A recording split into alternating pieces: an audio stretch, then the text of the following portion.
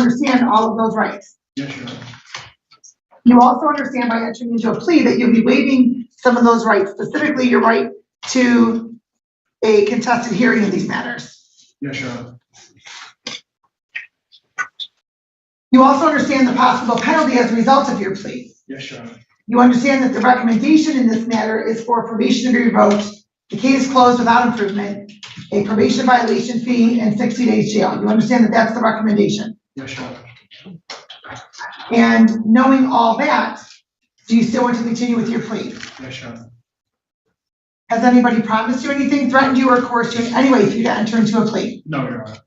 All right. And counsel, if you can please voir dire your client. Now, Mr. Scouten, you've indicated that you've heard the charges and that you admit to not paying your fines and costs on the day in question, that you did not appear for the work program on the date assigned, and you missed a probation appointment on the 11th of October. Is that correct? Yes. And you believe that the facts would prove beyond preponderance of the evidence that you did not appear, and that's why you're pleading guilty to those 3 counts. Yes. All right, let's discuss the alcohol. Tell the court what happened on September 21 of 2020.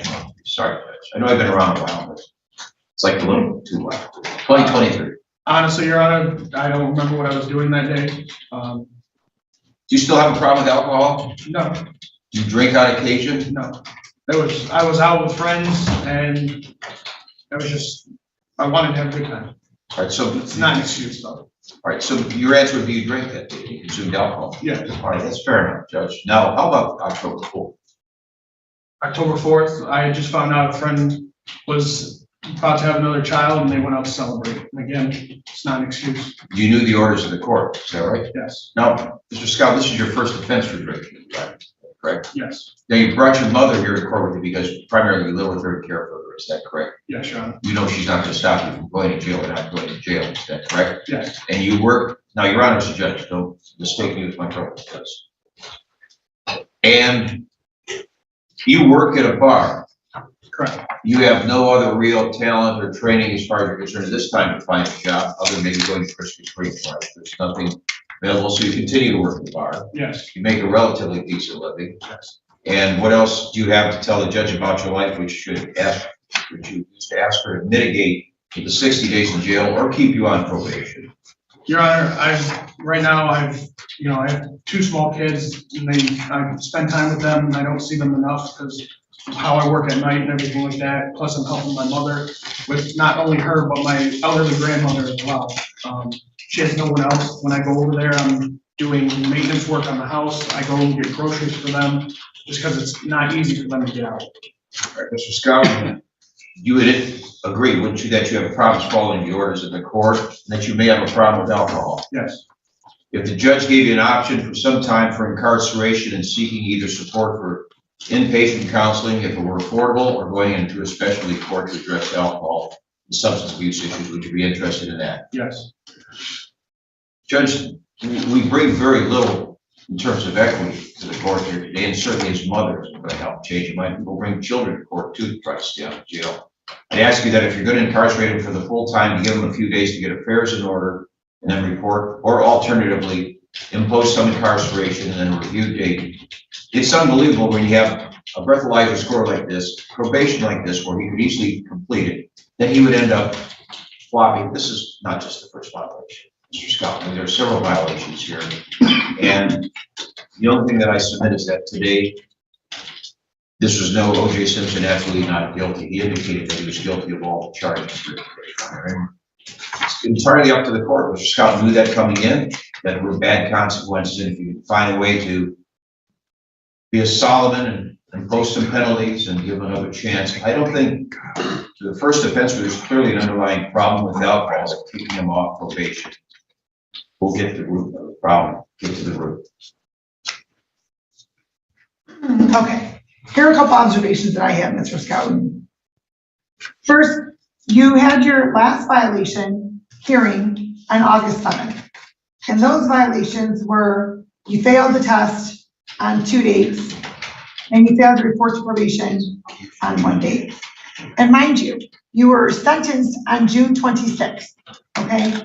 You had an alcohol tether from May 17th until June 20, well, I ordered the alcohol tether on May 17th. I'm not sure at what point you obtained it through the Wayne County Jail. I would presume within a week of that time.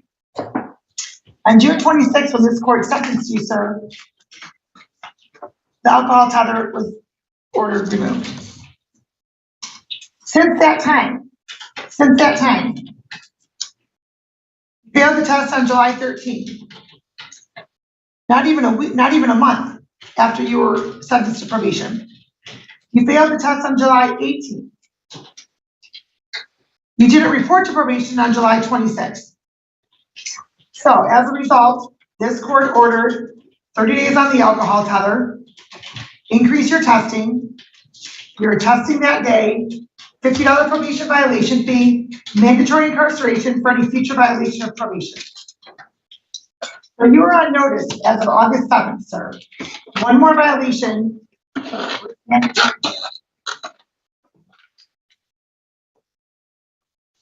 Then you had your alcohol tether on for 30 days. So I presume that's sometime into September. Let's presume it was September 7th or 8th, okay? Less than 2 weeks and you're already testing positive for alcohol. 2 weeks. Then you came in here last time and you were so convinced that you were unsure how you tested positive for alcohol because you didn't consume alcohol. So much so that you were trying to get a hair follicle test to prove otherwise. So you say.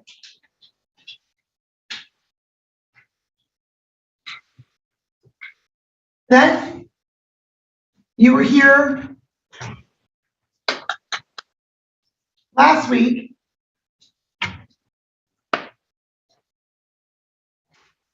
I'm sorry, strike that. Before you came in last week, you then, knowing that you already had a pending probation violation,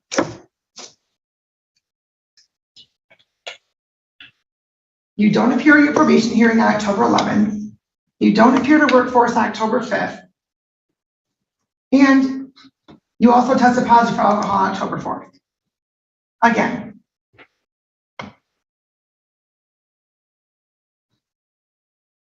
And let's not forget that your original charge, sir, was a high BAC because you had a .22.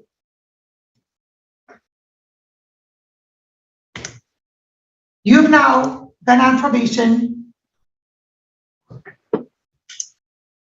for 4 months, and you have now racked up your 8th violation. 8th. The purpose of probation is to allow you tools to correct behavior so that you don't reoffend. And it appears as though you've taken this court's orders and just thrown them up to the wind because they don't mean anything to you. You indicated that you went out because you had some drinks because you wanted to have a good time. Are you telling this court that you don't know how to enjoy yourself and have fun with your friends without having alcohol? Sometimes it is hard, Your Honor. And why is that? I don't know, to be honest with you. So if you know that it's hard and you don't know what triggers that, then you should be saying, I'm not going out. Have you told your friends that you're on probation? Yes. And are they not supportive in the realm of, no, you're not drinking, I'm not gonna let you drink? They tend to keep to themselves, and it's my business. I guess it is right, probably. So when you were on the alcohol tether, because you've been on the alcohol tether twice now, did you go out with your friends during that time? No. Why not? Well, I would go and sit there, but I wouldn't be there long, I believe. Okay. You weren't having a good time? I would sit there, and being a sober person around a bunch of drunk people is not fun. No, not usually. not if they're acting like idiots. There can be drunk people that are funny. You can have fun laughing, right? But sometimes, more often than not, they act like idiots or they're belligerent. Okay, and sure, when you're the sober person, that's not fun. However, your desire to have fun and ignore this court's orders on multiple occasions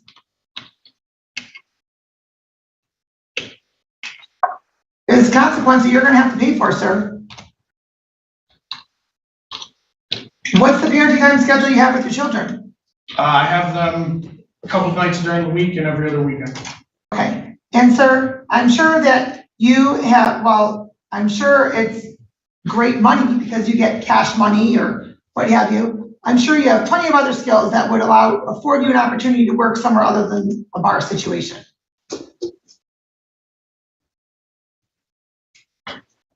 Would you agree or disagree? Yes, Your Honor. So what steps have you taken to remove yourself from that situation? So I was waiting till probation was done, and I was actually, a buddy of mine is a truck driver. He hauls gas, and I've been talking to him about getting into that and going to school for it after probation. He said, obviously, I can't do it right now because I have to have my CDL, and right now I can't do it. But once I was done with probation, I was going to go to truck driving school. Why can't you do truck driving school while you're on probation? Because my license was suspended, because of this. It was on, not suspended, it was on restriction. Correct. And I was told that my CDL wasn't, useful at the time.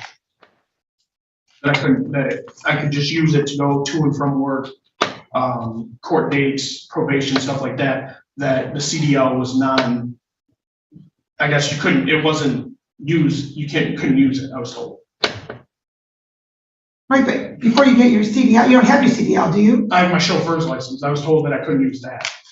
Okay, but what I'm asking you, sir, is if you intend on getting your CDL, what's preventing you from going to school for that certification while you're on probation? I have to have money because it takes a month to go to school for it. So I have to have money to live off for that month that I wouldn't be working, because school is Monday through Friday, 8 in the morning till 5 at night.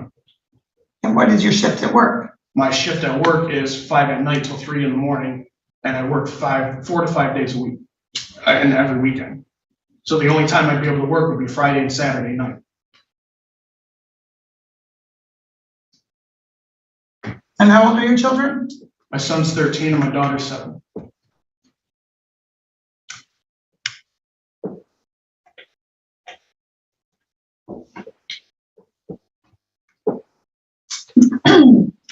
Well, counsel, your client is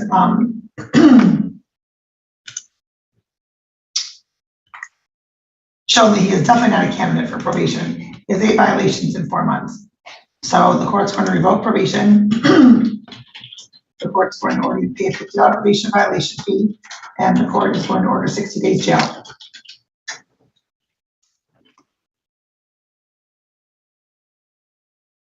We have a couple of days to get matters in order to report back to your Honor. What I'm going to do, sir, is I'm going to order you to serve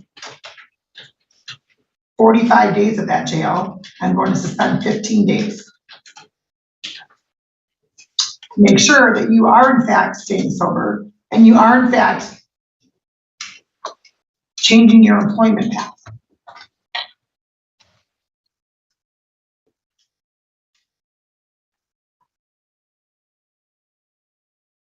Judge, may I just interject something here? And it's not trying to whittle days down. What I heard him say when he was allocuting to the court is that he hasn't even gotten to the first step, and I'm not sure.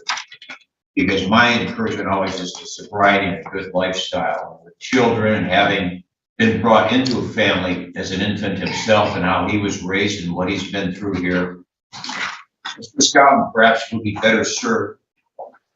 You don't want to be burdened with him on probation here, but it seems probation inculcates a sense of duty to live life better. And if he really wants sober living, I'd ask the court when he's released the scheduled review date to consider whether you want to continue probation. I realize that probation officers have better things to do than someone who does not show up, does not test.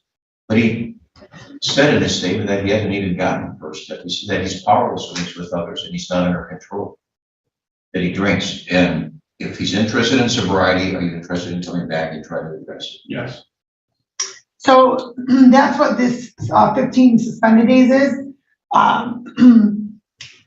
Instead of your client being on active probation, he has 15 more days hanging over his head. And so we're going to set this for jail review. So it'll kind of be like, I guess I'll be his probation officer, so to speak, right? But your client doesn't follow this court's orders enough to be on probation. So he's going to serve the 45 days. If he violates any of what I've already indicated, right, not pursuing a different path of employment, not continuing sobriety, then he'll serve the other 15 days. Yes. All right. And counsel, I've heard your request for your client to have a day to report. However, he's had notice since August 7th that any violation would be mandatory incarceration. So he's going to report today. All right, his mother says she knows they can make the exchange of any property.